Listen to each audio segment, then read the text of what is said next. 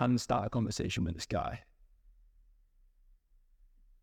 but it could go horribly wrong. I know that it looks like I've not uploaded in a while, which is kind of true, but I did upload a video and just wasn't happy with the outcome of the video. The reason I felt like I had to upload was because when you look at YouTube and look at top 10 tips, how to grow your channel and stuff like that, and I was like, okay, I have to upload once a week, once every 2 weeks, something like that. Some people upload like every day. It's crazy. And because I was going away for a little bit, I was going to Italy, felt like I had to upload something. I realized this isn't the way that I like making videos.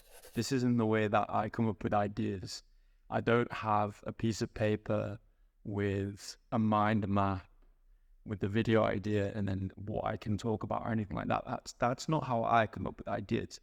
How I come up with ideas is I just go throughout my daily life as normal, and I'll think about things and I'll be like, oh, that's cool, I can mention that.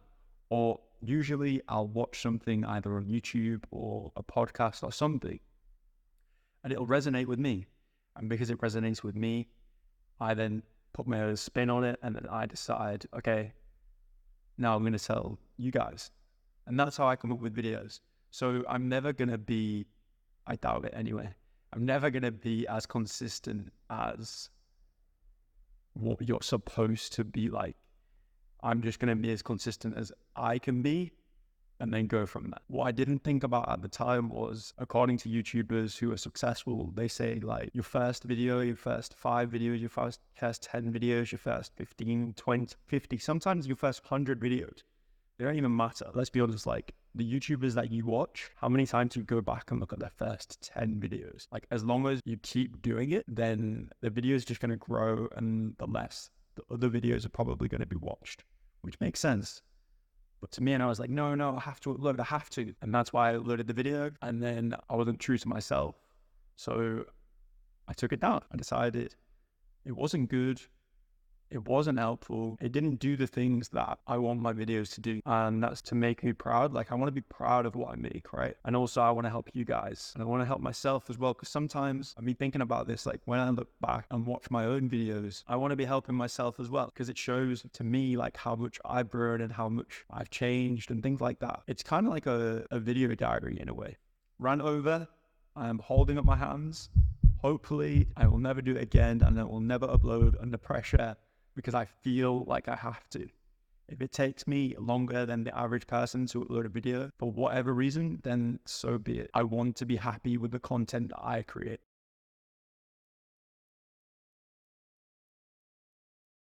When I wrote this script, I recently came back from Italy, but it's been a little bit of time now. Whilst I was in Italy, I was busy working, creating new friendships and having a great time, just enjoying my experience in general, that I completely forgot that I even had a YouTube channel. I wasn't thinking about creating videos.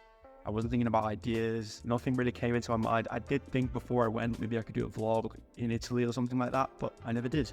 I think that's the right way to go about it. Then you get to fully enjoy the experience, right? You're not worried about, oh, does this angle look okay? Do I look okay in this picture, in this video? It's just too much stress. I'd rather enjoy my holiday, even though I was working, it's still a holiday, and then come back, start again. As soon as I got on the plane, as soon as I sat down in my seat, I remembered everything, and it really helped. I was sat in between 2 people. I realized they were together. I asked them, how come you're not sitting together? And then they told me that the middle seat where I was sat was the unlucky seat. Now, I've had about 3, maybe 4 hours of sleep the night before. I was a little hungover. I'd been traveling for quite a while, and I wasn't really in the mood for conversation at the time. And as the plane eventually started to take off, my stomach went with it. So as the plane is going and going, my stomach's starting to feel a bit crap, and I feel like I'm gonna throw up. Here I am, in between these 2 people, not able to stand up and go to the bathroom in case I need to throw up, because the plane's like going down the runway. So I can't stand up until that stupid little light disappears, and then I can be like, yes, I can stand up. And then even when I can stand up, I have to ask the guy to my left if I can get by so I can go to the toilet. it's like I'm back at school or something. I had to ask to go to the toilet. When I start feeling sick, I start feeling anxious. Or if I start feeling anxious, I start feeling sick. If I'm anxious, I start to feel sick. If I feel sick, I start to become anxious. Maybe because I just hate throwing up. So my brain played a trick on me and like, Chris, you feel anxious. I'm going to make you think of the worst thing that could possibly happen in this moment. And usually I'm in public and I'm around people and I'm like, oh, I'm going to throw up. I'm sat here, I've had a coffee, got a big bottle of water, and I have a big pack of Skittles as well, which cost me £8. I don't know why I decided to pay £8 for a bag of Skittles. I didn't know they were £8 at the beginning. And then it's, you know, when they scan it and then they go, oh, this is £10, you know, for a bottle of water and a pack of Skittles. And at the time they've already scanned it and you feel kind of awkward saying, no, I'm okay. So you just take it and you pay the £10. So I'm sat there with my Skittles and my water and I'm like down in my water, trying to bring the sick back down, eating the Skittles, trying to change the flavor in my mouth. Because I found like when I was younger, when I used to be travel sick, if I had chewing them, it would change like to a minty flavor in my mouth and that would obviously taste nicer than sick. So I also rummaged through my bag looking for chewing gum and I did have some. So I was like, okay, cool. Now, because I'm feeling anxious, I start to think about the people next to me and about how much I'm moving to pick up my water and put it back down and then pick it back up. Because it's in that little netting on the back of the chair and you put it in and you take it out with it. And you start overthinking, or at least I do when I'm anxious. I start to think I'm gonna throw up like purple all over this woman next to me because of the Skittles, and yeah, it's this whole thing. And then I start to think like, how can I think my way out of this situation? How can I help myself? I've got the chewing gum, that's kind of helping, but I need to change my mindset. I start to think about if somebody else was in this situation, how would I try and help them? That's when the whole domino effect just came into play. Because as soon as I started to think about somebody else and how I would help them, that's when I was like, I could make a YouTube video about it. It's perfect. So I started thinking about what I could call it, how I could write it. And then slowly but surely, my mind is distracted. And yeah, I still feel a little bit sick, but I'm thinking about other things. So I'm kind of looking beside myself, looking at these two people. I see the wife's reading a book on like her iPad or something. And this guy, he's on his laptop. And I see the words script writing, which intrigued me because I studied drama for like 13 years. And I was like, okay, maybe I could open up a conversation with this guy. Maybe I could distract myself even more. But then the anxious part of me is like, no, but then what if he's a dick?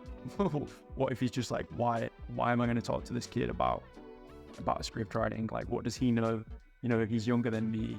All these thoughts start racing through my mind. So here I am, I'm just observing kind of over his shoulder, like what he's writing about. Why he's writing about script writing? Like, is he a playwright? Is he a teacher? Is he a lecturer? Is he just interested? Is he doing a course himself? Like, who knows? And he gets out his phone and he goes on his notes. Yeah, I know, I'm being really nosy right now. So he gets out his notes. And again, it's this script writing module. And I'm like, okay, I can start a conversation with this guy, but it could go horribly wrong. And I'm sat between this couple for about 3 hours maybe.